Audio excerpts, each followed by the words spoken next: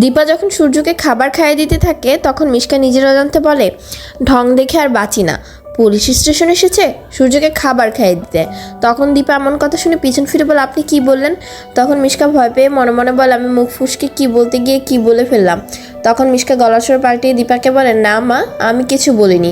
এই কথা বলে মিশকার কথা না বাড়িয়ে সেখান থেকে চলে যায়।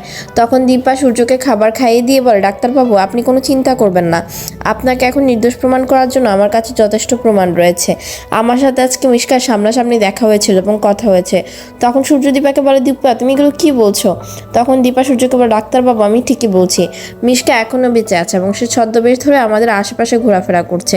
এমনকি মিশকা আমাদের উপর পুরোভাবে নজরদারি করে রেখেছে। এমনকি মিশকা আমাকে চিরতরে শেষ করতে এসেছিল, কিন্তু সে মারার আগে আমি ওকে দেখে ফেলি। তখন সূর্য দীপাকে বলে, আমি যদি একবার জেল থেকে বের হতে পারি তাহলে মিশকাকে সত্যিই খুন করে ফেলবো। আমার জীবনটা ও এইভাবে তছনছ করে দিল, ও আমাকে তোমাকে কোনো সময় শান্তিতে থাকতে দেবে না, আমি এটা হাড়ে হাড়ে বুঝতে পারছি।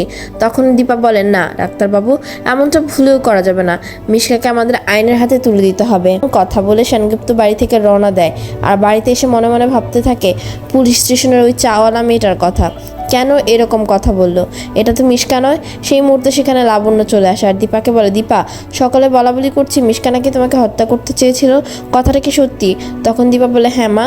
তখন লাবণ্য বলে, মিশকাকে শুধু একবার ভালোভাবে আমার সামনে পাই, দেখো ওকে আমি কি অবস্থা করি। ও আমাদের পুরো পরিবারটাকে ধ্বংস করে দিয়েছে এবং যাচ্ছে।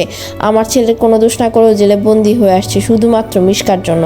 সেই মুহূর্তে রত্নাদেবী এসে বলে ওঠে, ওই মেয়েটা হাতের কাছে পাওয়া এতটা সহজ বিষয় নয়, ওকে আমি খুব ভালোভাবে চিনি, ও কোন প্রকৃতির মানুষ। তখন দীপা বলে, মিশকাকে হাতের কাছে পাওয়া সহজ না হলে ওকে খুঁজে বের করে আমাদের আইনের হাতে তুলে দিয়ে ডাক্তারবাবুকে নির্দোষ প্রমাণ করাতে হবে, তাছাড়া কোনো উপায় নেই। ভিডিওটি ভালো লাগলে লাইক কমেন্ট শেয়ার করুন আর এতক্ষণ ধরে ভিডিওটি দেখার জন্য অনেক অনেক ধন্যবাদ।